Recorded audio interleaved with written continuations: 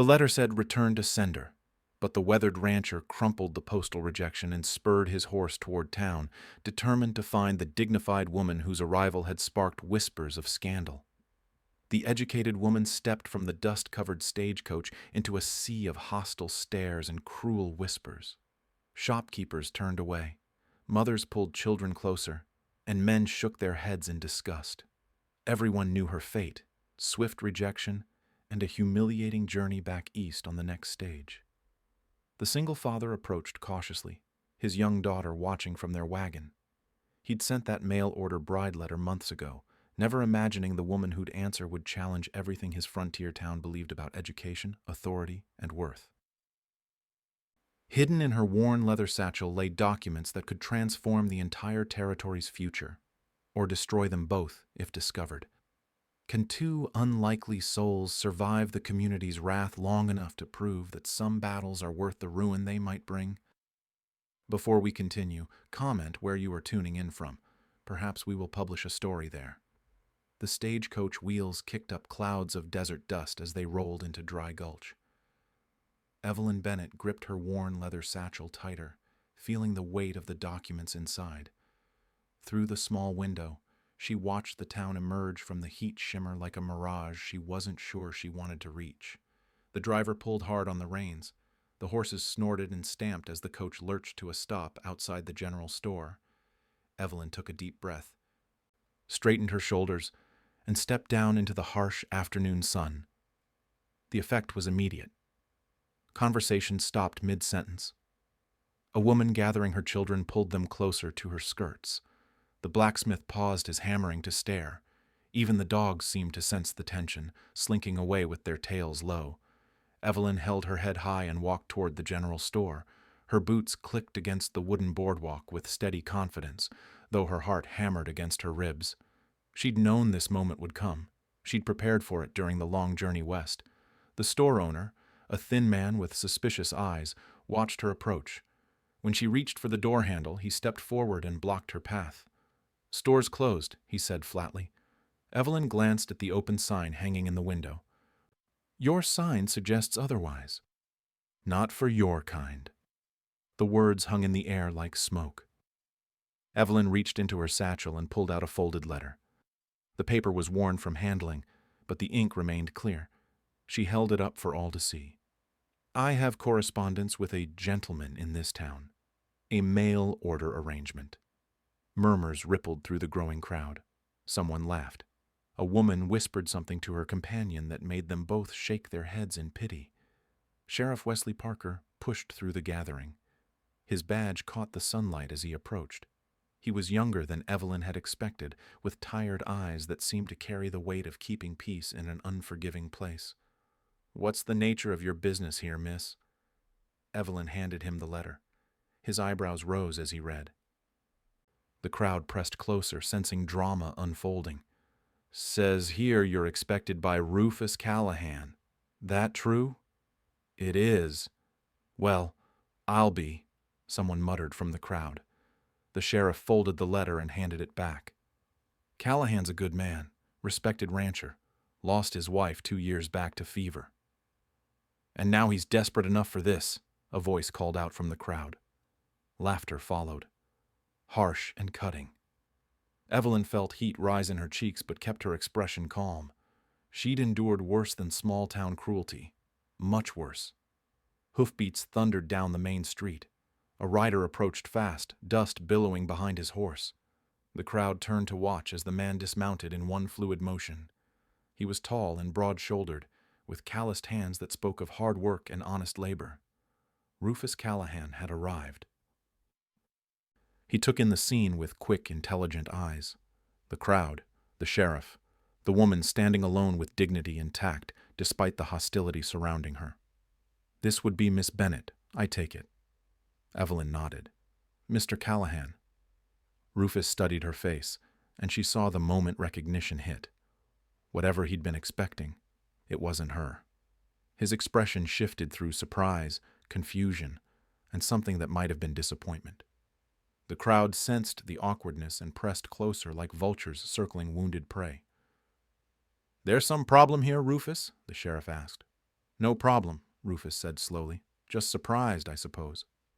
We all are, someone called out, triggering another wave of laughter. Evelyn felt the moment slipping away.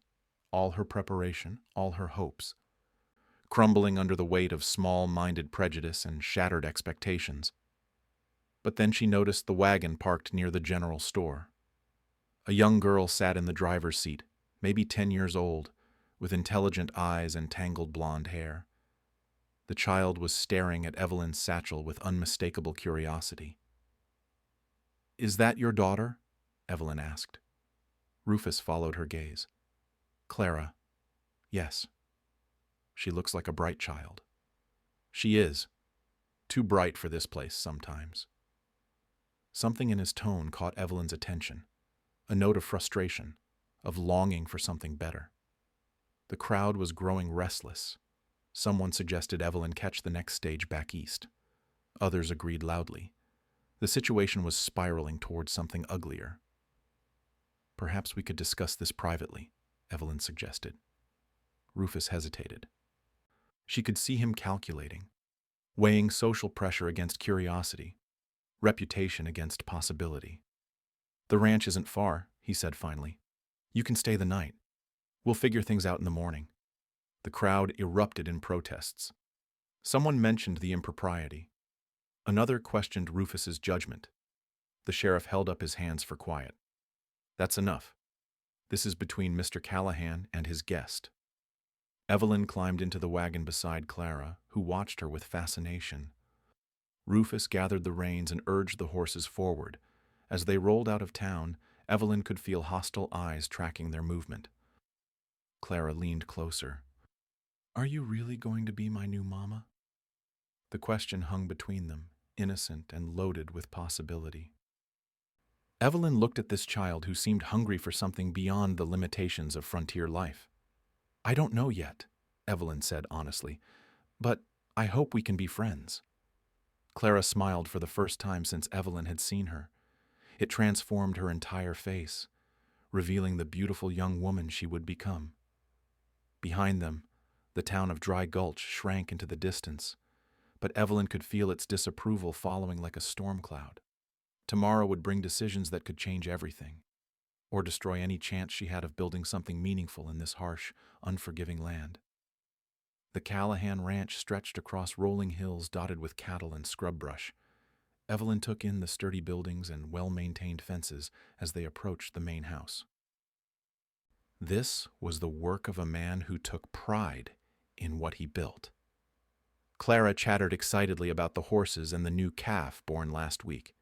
Her enthusiasm filled the awkward silence between the adults. Rufus guided the wagon to a stop near the front porch and helped Evelyn down. "You can take the spare room," he said. "Clara will show you." The house was simple but clean. Hand-carved furniture spoke of long winter evenings and careful craftsmanship. Family photographs lined the mantel, including one of a beautiful woman who must have been Clara's mother. Clara bounced on her toes beside the bookshelf. "Papa has some books, but I already read them all twice." "Do you have any books?" Evelyn smiled and opened her leather satchel. Clara's eyes widened as Evelyn pulled out volume after volume. Mathematics texts, literature, science primers, geography books with detailed maps of distant places. "Where did you get all these?" "I was a student once, then a teacher." Clara picked up a book on natural sciences and flipped through the pages. Her eyes tracked the words with surprising speed.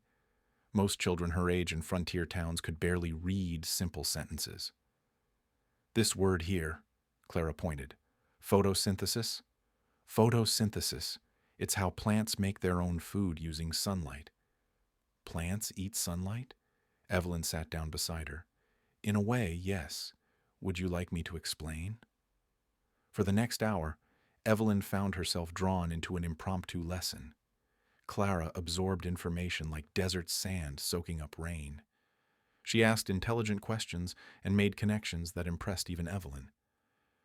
Rufus appeared in the doorway. He'd been watching for several minutes, his expression unreadable. "Supper's ready," he said quietly. Over simple fare of beef stew and cornbread, the conversation flowed easier. Clara peppered Evelyn with questions about the cities she'd seen and the schools she'd attended.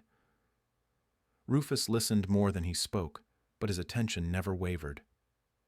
"Tell me about your teaching," he said finally. "I taught at a school in Philadelphia.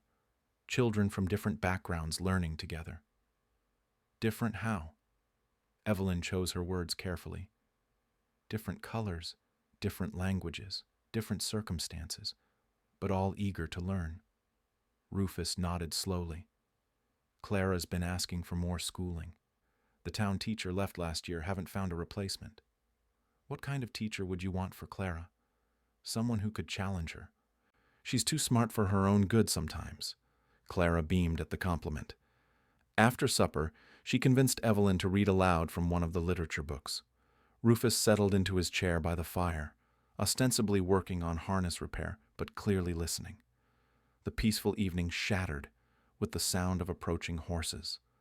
Multiple riders, moving fast. Rufus was on his feet instantly, rifle in hand. "Stay inside." Through the window, Evelyn counted 6 men on horseback.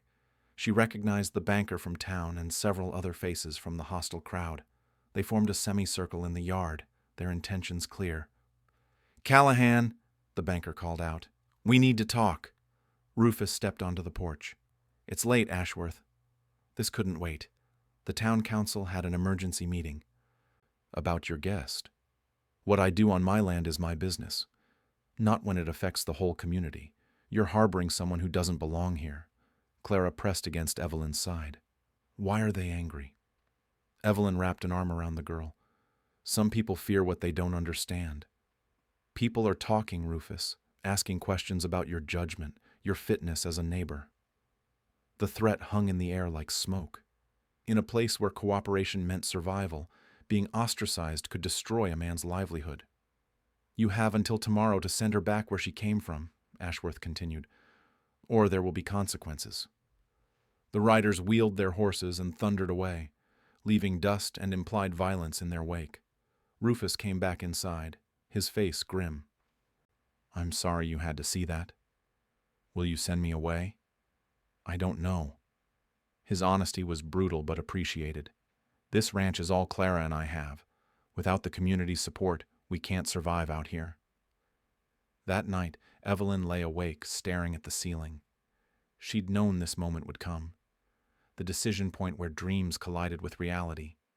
She could leave quietly, protect this family from further harassment, and find another place to build her school. Or she could fight.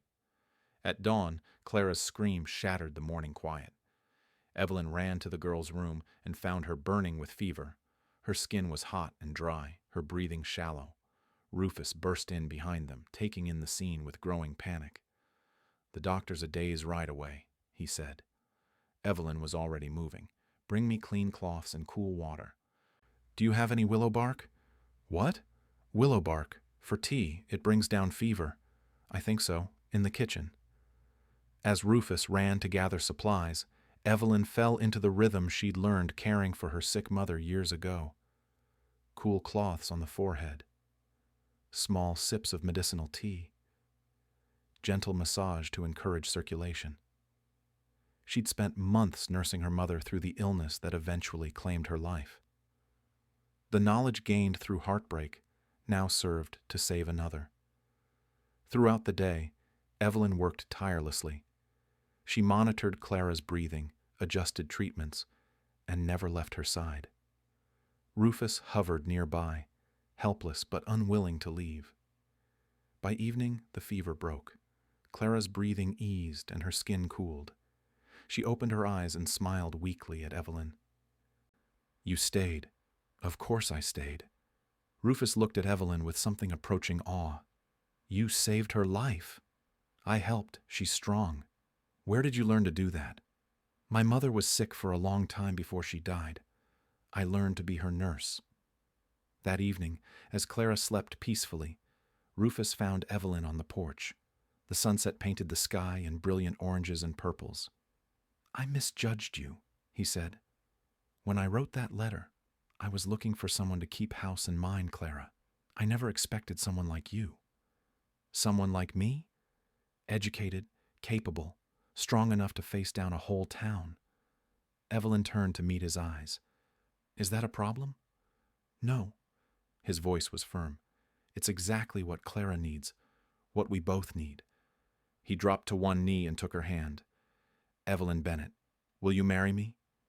Not because of some arrangement, but because I can't imagine facing whatever comes next without you. The proposal hung in the air between them, heavy with possibility and danger. In the distance, storm clouds gathered on the horizon. The wedding ceremony took place 3 days later in the ranch house parlor. Only Sheriff Parker and 2 sympathetic neighbors attended. The preacher from town had refused to perform the service, so they found a circuit minister passing through who asked no questions beyond the legal requirements. Evelyn wore her best dress, simple blue cotton she'd brought from Philadelphia. Clara stood beside them holding a bouquet of wildflowers she'd picked that morning. The vows were brief but heartfelt. When Rufus kissed his new wife, Clara cheered and clapped her hands. The legal papers were signed immediately afterward. Evelyn's name now appeared on the property deed alongside Rufus's. This wasn't just a marriage. It was a partnership with legal protection for the school she planned to build. Within a week, Evelyn had transformed the unused barn into a proper classroom. She organized desks built from rough planks and sawhorses. Maps covered the walls alongside charts of letters and numbers. The smell of fresh hay mixed with chalk dust and possibility. Clara became her first official student, though several ranch hands quietly joined the evening lessons. These grown men sat awkwardly on small benches, struggling with basic reading while Clara raced through advanced mathematics. Word spread despite attempts at secrecy. Neighboring families began arriving after dark, children in tow. They came from the immigrant settlement 5 miles east. They came from the scattered homesteads where formal education was a distant dream. The Mexican family who ran the trading post brought their 3 sons. The widow Thompson arrived with her twin daughters. Even some families from town began making the journey, drawn by reports of superior teaching methods. Evelyn's organizational skills, honed during years of managing her family household after her mother's illness, proved invaluable. She created lesson plans for different skill levels. She established schedules that accommodated work demands. She turned chaos into structured learning. The school grew from 5 students to 15 to 25. Parents offered payment in eggs, vegetables, and labor. The barn expanded with additional rooms and better lighting. What started as a desperate measure was becoming a legitimate institution, but success brought attention. Banker Ashworth arrived one morning with an official-looking document. He found Evelyn teaching a geography lesson to a mixed group of children whose skin tones ranged from pale to brown to olive. "This is illegal," he announced, waving the paper. Evelyn continued her lesson without looking up. "Class, can anyone tell Mr. Ashworth which amendment to the Constitution guarantees equal access to education?" A 12-year-old Mexican boy raised his hand. "The 14th Amendment, ma'am." "Excellent, Miguel." Ashworth's face reddened. "You're operating an unlicensed school, teaching without proper certification, corrupting innocent children with dangerous ideas. I have teaching credentials from the Philadelphia Academy for Women. My certification is valid in all territories. Not for this kind of mixing. Not for filling these children's heads with notions above their station." Evelyn finally turned to face him. Her voice remained calm but carried steel underneath. "Mr. Ashworth, you're disrupting my class. Please leave. The town council will shut you down. The town council has no authority over private property or territorial education law." After he left, the children asked worried questions. Evelyn reassured them while privately calculating how long they had before the pressure became unbearable. That pressure increased daily. Suppliers stopped delivering goods to the ranch. The blacksmith refused to shoe their horses. Former friends crossed the street to avoid speaking to Rufus. Someone left a dead coyote on their porch. Another day, they found the school's windows broken. Anonymous notes appeared warning of consequences for those who continued attending classes. 3 ranch hands quit, claiming they couldn't find work elsewhere while associated with the Callahan spread. The banker made veiled threats about calling in the ranch loan early. Rufus faced each challenge with growing confidence. The man who once struggled to read his own invoices now helped keep school records and corresponded with suppliers in distant towns. Evelyn's influence had transformed him from a simple rancher into an educated businessman. Clara thrived in the rich learning environment. She devoured books on history, science, and literature. More importantly, she learned to help younger students, developing leadership skills that would serve her throughout life. The evening lessons continued despite the harassment. Rufus attended alongside the other adults, slowly working through reading primers while his daughter tackled advanced mathematics nearby. The sight of father and daughter learning together became a powerful symbol of the school's mission. Sheriff Parker began visiting regularly, ostensibly for social calls, but clearly keeping watch for trouble. His presence deterred the more aggressive attempts at intimidation. "You've got folks in town talking," he told Evelyn one evening. "Good talking or bad talking?" "Both. Some see what you're doing here and want it for their own children. Others think you're destroying the natural order. Which side are you on?" "Sheriff, the side of law and order. What you're doing is legal. How they're responding isn't." The crisis came to a head when Ashworth arrived with a formal delegation from the town council. 6 men on horseback, dressed in their Sunday best, carrying official documents. "This ends today," Ashworth declared. "We have a court order requiring you to cease all educational activities immediately." Evelyn examined the document carefully. This paper was issued by Judge Morrison in Dry Gulch. He has no jurisdiction over territorial education matters. He has jurisdiction over public safety and moral standards. Education is neither unsafe nor immoral. This kind of education is both. The confrontation drew all the current students and their parents from the barn. 25 children and a dozen adults stood behind Evelyn, forming a human wall of support. Ashworth gestured toward the diverse group. "Look at this mixing. This confusion of natural boundaries. You're creating problems that will last generations. I'm creating opportunities that will last generations. The territorial authorities will hear about this. There will be consequences." As the delegation rode away, Evelyn felt the weight of the moment. They'd pushed the boundaries as far as peaceful resistance would allow. The next move would determine whether her dream survived or died. That night, as she and Rufus discussed their options, Evelyn made a decision that would change everything. She opened her satchel and pulled out a thick folder of documents she hadn't yet revealed. "There's something you need to know about my qualifications," she said. "And about my real reasons for coming west." The emergency town meeting was called for the following Saturday. Word spread through Dry Gulch like wildfire. Every business owner, rancher, and citizen within riding distance received notice. The future of education in their territory would be decided once and for all. Evelyn spent the week preparing. She organized her documents with the same meticulous care she'd once used to manage her family's complex medical schedules. Each paper was checked, rechecked, and arranged in perfect order. Rufus watched her work with growing curiosity. "You're planning something." "I'm planning everything." The night before the meeting, she finally revealed the contents of her secret folder. Rufus examined each document with wonder. Legal certificates, official correspondence, territorial appointments. His wife wasn't just a teacher. She was something far more powerful. "Why didn't you tell me before?" "Because I needed to know you'd stand with me for the right reasons. Not because of what I could do for you, but because of what we could do together." Saturday arrived with unseasonable heat. The town hall filled beyond capacity. Farmers and ranchers crowded onto benches. Business owners lined the walls. Even children pressed against windows to witness the confrontation. Ashworth commanded the front of the room like a general preparing for battle. His supporters occupied the first 3 rows. Their faces showed the grim satisfaction of people convinced they were saving their community from corruption. Evelyn entered with Rufus and Clara. They took seats in the back, drawing hostile stares and whispered comments. Sheriff Parker positioned himself strategically near the door, hand resting casually on his gun belt. "We're here to address a threat to our community," Ashworth began. "An illegal school that undermines our values and corrupts our children." Murmurs of agreement rippled through his supporters.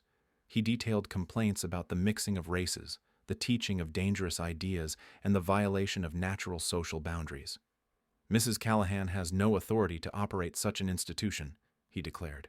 She lacks proper credentials and territorial approval. More voices joined the chorus of disapproval. Someone called out about protecting innocent children. Another demanded immediate closure of the unlawful school. Evelyn sat quietly through 20 minutes of accusations. Her calm demeanor contrasted sharply with the growing anger in the room. When Ashworth finally called for a formal vote to ban all educational activities on the Callahan Ranch, she stood. "May I respond to these charges?" Ashworth looked annoyed but couldn't refuse without appearing unfair. "You have 5 minutes."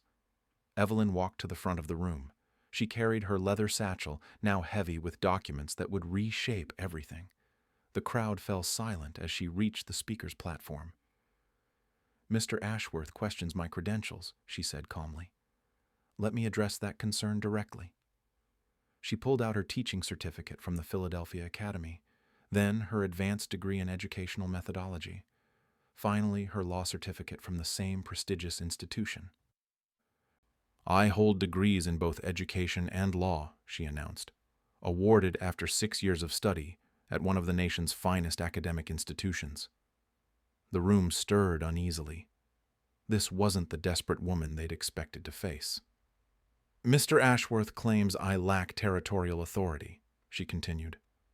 "Again, let me address that directly." She produced a thick folder of official correspondence. Letters bearing the territorial seal, documents signed by government officials, appointments and authorizations that carried the weight of law. 6 months ago, I was appointed regional education supervisor for this territory, she declared. My authority comes directly from the territorial governor's office. Shocked silence filled the room. Even Ashworth looked stunned. "This appointment grants me oversight of all educational institutions within a 100-mile radius," Evelyn continued, "including authority to establish new schools, set curriculum standards, and allocate territorial education funds." She pulled out another document. "I also carry authorization to inspect existing schools for compliance with territorial education standards." The power dynamic in the room shifted like sand in a windstorm. The woman they'd tried to exile was revealing herself as their educational superior. "During my time here, I've observed significant deficiencies in local educational standards," she said. "The previous town school operated without proper certification. Current teaching methods fail to meet territorial requirements." Faces in the crowd grew pale. Parents realized their children's education might be deemed inadequate. "However," Evelyn continued, "I'm prepared to work with this community to improve educational opportunities for all children." She gestured toward the diverse group of families who'd quietly entered during her speech. Parents and children from her school filled the back of the hall. "The Callahan Educational Institute has become a model for territorial schooling," she announced. "It demonstrates best practices in curriculum design, teaching methodology, and student achievement." A mother from town stood up. "My daughter learned more in 2 weeks at your school than in 2 years with our previous teacher." Another parent joined her. "My son can read books now. Real books with difficult words." More voices added support. Parents who'd secretly sent their children to the superior school began speaking publicly for the first time. Ashworth tried to regain control. "This is highly irregular. We weren't told about any territorial appointment." "You weren't told because you never asked," Evelyn replied. "You assumed I was powerless because of my appearance and background." She pulled out a final document. "Yesterday I received confirmation that the territorial government will designate the Callahan Educational Institute as the official school for this district." The announcement hit like a thunderclap. Official recognition meant federal funding, territorial support, and legal protection. "Furthermore," she continued, "all existing educational institutions in this territory will be evaluated for compliance with new standards. Those failing to meet requirements will lose territorial recognition and funding." The threat was clear. Communities that opposed proper education would find themselves cut off from government support. Sheriff Parker stepped forward. Mrs. Callahan's authority is recognized by territorial law. Anyone interfering with her educational duties will answer to me. Ashworth's face had turned gray. His carefully planned assault had backfired completely. The woman he'd tried to destroy was now revealed as the most powerful person in the room. The territorial governor expects a report on educational progress within 60 days, Evelyn concluded. I look forward to working with all community members who support proper schooling for their children. The meeting dissolved into chaos as people processed this reversal. Some rushed to congratulate Evelyn and ask about enrollment. Others slipped away quietly, reconsidering their opposition. Ashworth gathered his remaining supporters and left without another word. His political influence had crumbled in a single afternoon. As the hall emptied, Clara tugged on her stepmother's dress. Does this mean our school is safe? Evelyn smiled and picked up the girl who'd become so precious to her. More than safe. It's officially the best school in the territory. Within 2 weeks of the town meeting, Evelyn began her territorial inspections. She rode from settlement to settlement with official documents and evaluation forms, examining every educational institution within her jurisdiction. The results were worse than expected. Most schools operated in single rooms with outdated textbooks and undertrained teachers. Some communities had no formal education at all, leaving children to learn basic skills from overworked parents. Her first inspection in Pine Ridge revealed a teacher who could barely read herself. The woman stumbled through simple passages while her students sat confused and frustrated. Evelyn documented the deficiencies with clinical precision. Your teaching certification expired 3 years ago, she informed the woman privately. You have 60 days to complete proper training or lose territorial recognition. Similar scenes played out across the territory. Teachers without credentials, schools without adequate supplies, children falling years behind their potential because of inadequate instruction. But Evelyn's authority extended beyond criticism. She carried authorization to allocate territorial education funds, and she used that power strategically. Communities that embraced improved standards received new textbooks, teaching materials, and financial support. The Mexican settlement at Rio Verde became her first success story. She provided advanced curriculum and trained their existing teacher in modern methods. Within a month, student achievement soared and neighboring communities took notice. Back in Dry Gulch, the transformation was remarkable. Business owners who'd once refused her service now sought her approval for their children's education. The same men who'd demanded her exile now asked respectfully about enrollment procedures. The general store owner approached her during a supply run. Mrs. Callahan, about my boy. He's falling behind in his studies. The Callahan Institute welcomes all qualified students, she replied diplomatically. What makes a student qualified? A desire to learn and parents who support education. The blacksmith swallowed his pride next. His twin daughters had been struggling with basic reading despite being obviously intelligent.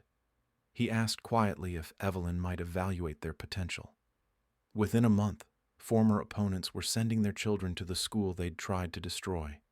The quality of education overcame their prejudices as parents witnessed dramatic improvements in their children's abilities. Clara flourished as the school's assistant teacher. At 12 years old, she helped younger students with reading and mathematics while tackling advanced subjects herself. Her confidence and leadership skills amazed everyone who remembered the shy girl from before. Rufus had transformed even more dramatically. The man who once struggled with basic reading now managed complex correspondence with suppliers and government officials. He spoke confidently at community meetings and handled business negotiations with newfound authority. Their marriage had evolved into a true partnership of equals. They planned curriculum together, discussed territorial education policy, and made decisions about the school's future as a team. What began as a practical arrangement had become genuine love based on mutual respect and shared goals. The ranch itself prospered under Evelyn's organizational skills.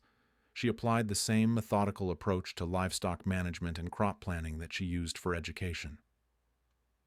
Productivity increased while costs decreased through efficient resource allocation. Sheriff Parker became a regular visitor and strong ally. He enforced territorial education laws with quiet determination, ensuring that Evelyn's authority was respected throughout the district. His presence deterred any lingering attempts at intimidation. "You've changed this whole territory," he told her one evening. "Not just the education, but people's attitudes about what's possible." The teacher training program Evelyn established attracted candidates from across the region. She personally evaluated and certified new educators, ensuring they met territorial standards before allowing them to teach. Young women arrived weekly seeking training and certification. Some came from as far as Denver and Santa Fe, drawn by reports of the innovative programs at the Callahan Institute. They stayed in town boarding houses and attended intensive workshops that prepared them for frontier teaching challenges. The economic impact on Dry Gulch was substantial. The teacher training program brought visitors who needed lodging, meals, and supplies. The reputation for educational excellence attracted new families to settle in the area. Property values increased as parents sought access to superior schooling. But Ashworth wasn't finished. His political influence had diminished but not disappeared entirely. He spent weeks crafting a formal complaint to territorial authorities, claiming Evelyn had exceeded her authority and violated proper procedures. His letter detailed accusations of favoritism, improper certification processes, and abuse of governmental power.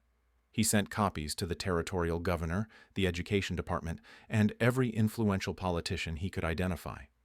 "She's operating outside legal boundaries," he wrote, using her position to advance personal agendas rather than serving territorial interests. The complaint triggered an official investigation. A territorial inspector arrived unannounced to examine Evelyn's programs and interview community members. Ashworth was confident this outside scrutiny would expose irregularities and end Evelyn's authority. Instead, the inspector found exemplary educational programs operating well above territorial standards. Student achievement exceeded expectations in every measurable category. Community support was overwhelming and genuine. Parents testified about dramatic improvements in their children's abilities. Teachers praised the professional development opportunities. Even critics admitted the programs had raised educational standards throughout the region. The inspector's report praised Evelyn's innovative approaches and recommended her methods be adopted territory-wide. Rather than disciplinary action, she received official commendation for exceptional service. The territorial governor himself arrived for a personal visit. He toured the facilities, observed classes, and interviewed students, teachers, and parents. His conclusion was unequivocal. The Callahan Educational Institute represents the finest example of frontier education in our territory, he announced publicly. Mrs. Cochrane, Callahan's leadership has created a model that other regions should emulate. He designated the school as the official territorial education center and announced increased funding for expansion. The institute would train teachers for the entire western region and serve as headquarters for educational development. Ashworth's final gambit had backfired spectacularly.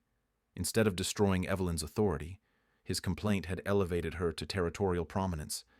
The investigation he demanded had resulted in official recognition and expanded power.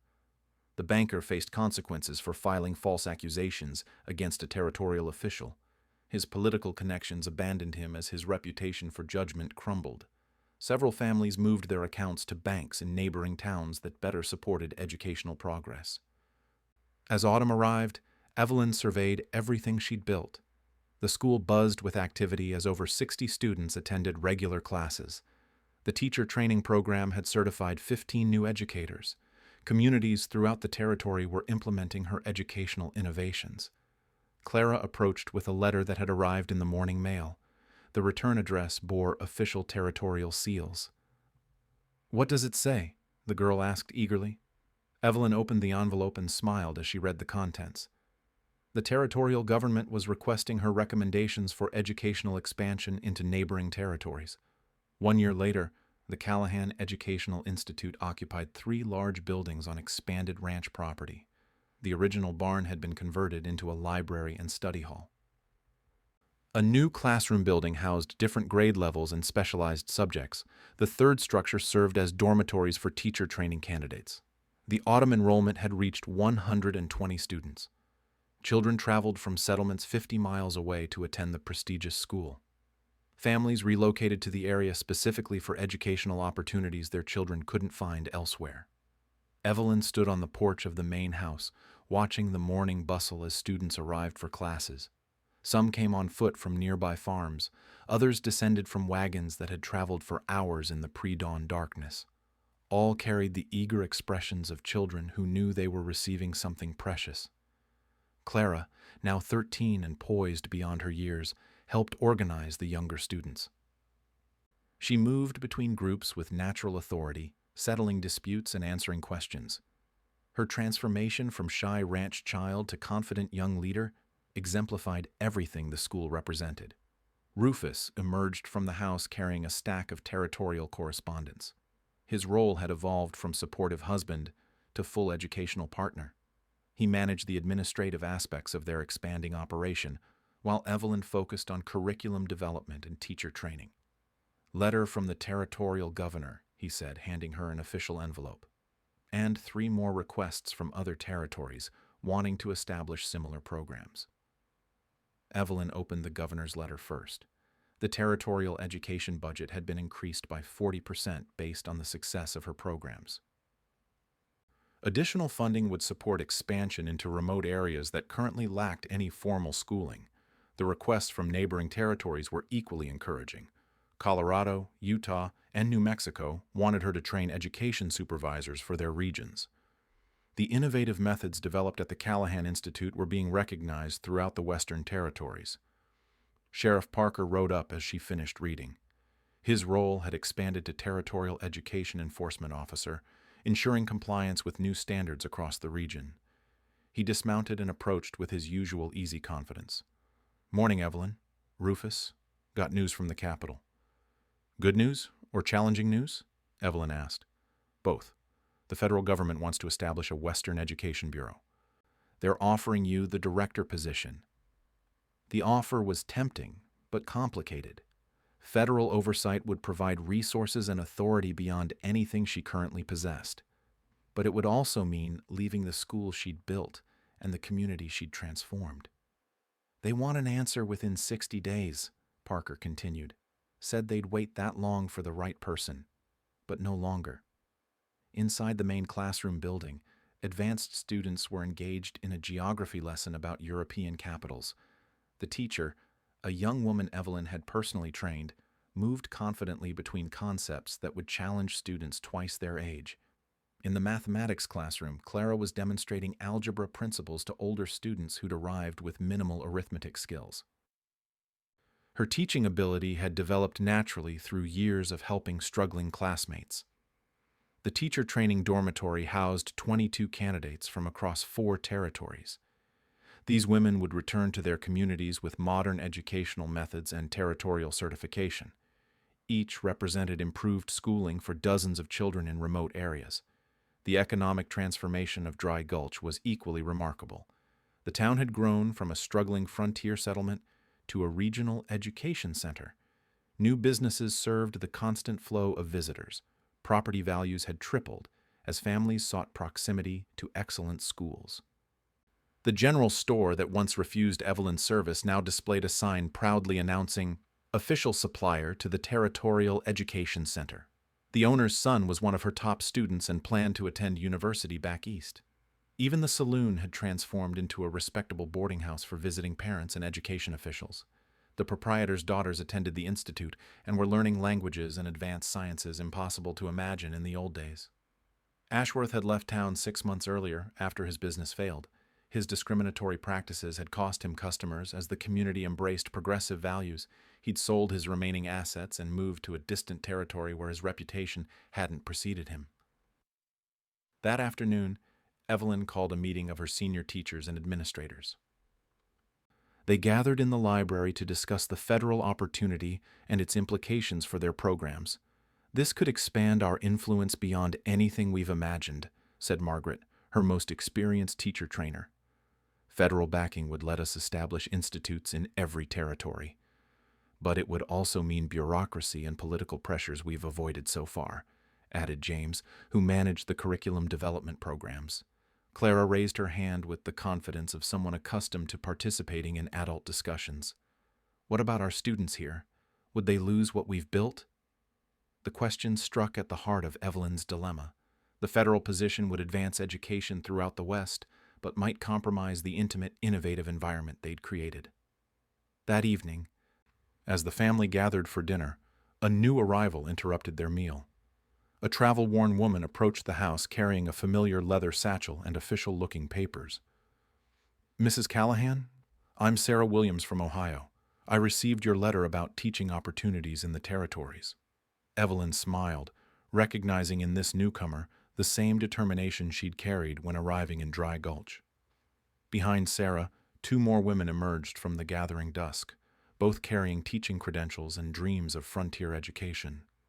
"We heard about what you've built here," Sarah continued, "about schools where children learn regardless of their background, where teachers are respected for their abilities rather than dismissed for their appearance." Over the following week, 12 more qualified women arrived, seeking positions in the expanding educational network. They came from universities and academies across the East, drawn by reports of professional opportunities and social progress.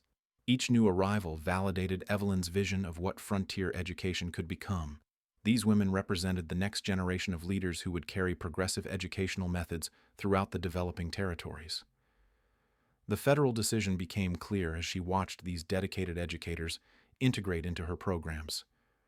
Her greatest contribution wouldn't be accepting a bureaucratic position in a distant capital.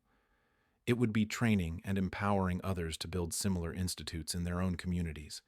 6 weeks later, Evelyn sent her response to the federal government. She declined the director position but proposed an alternative arrangement. The Callahan Institute would become the official training center for Western territorial educators, preparing qualified teachers and administrators for the entire region. The proposal was accepted enthusiastically. Federal funding would support expanded facilities and programs while preserving the innovative spirit that made their approach successful.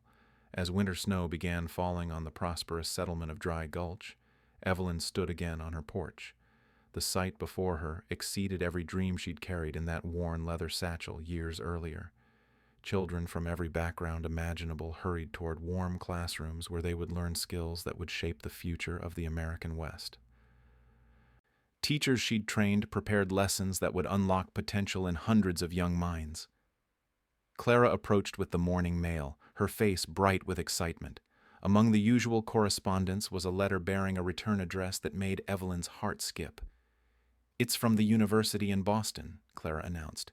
"My acceptance letter." The girl who'd been too shy to speak in town had earned admission to one of the nation's finest institutions. Her success represented everything Evelyn had hoped to achieve through education.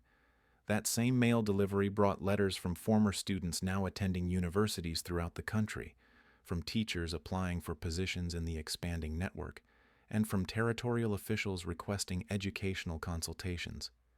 Each piece of correspondence testified to the transformation that began when a determined woman refused to be sent away from a place that didn't want her.